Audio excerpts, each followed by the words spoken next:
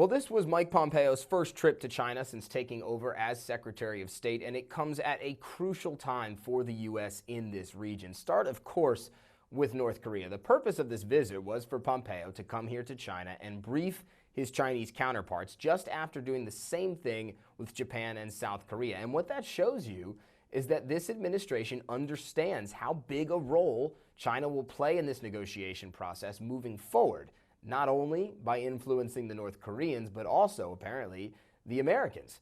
A source tells CNN that it was Chinese President Xi Jinping that pushed President Trump several times over the phone to end those military exercises, something that President Trump said would happen at the press conference he gave in Singapore. And then, of course, there's the sanctions on North Korea currently in place. Here is what the Secretary of State said about speaking with Japan, South Korea, and China.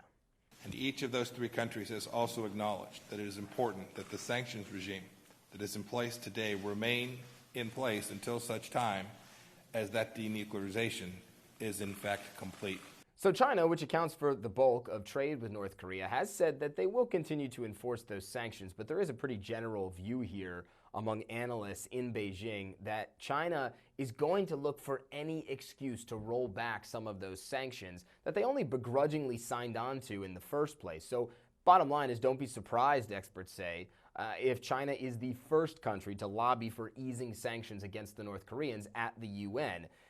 And if all of that wasn't enough, consider the other big elephant in the room, and something that did get sidelined a bit this week with all this North Korea news, and that is trade.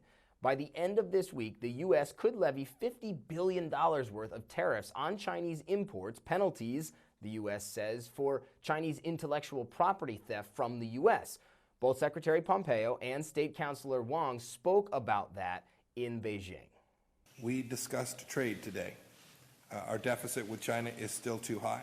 I stress how important it is for President Trump to rectify that situation so that trade becomes more balanced, more reciprocal, and more fair. China's view is that competition with the U.S. should be benign and positive. It is about exceeding one's own limits than replacing each other. Now, China has already said it is going to retaliate with tariffs of their own if the U.S. goes forward with this, and that they've already compiled a list of U.S. products that would face tariffs. And you know, we always talk about this concept of a trade war and when it might begin, and there's no clear-cut way of defining that.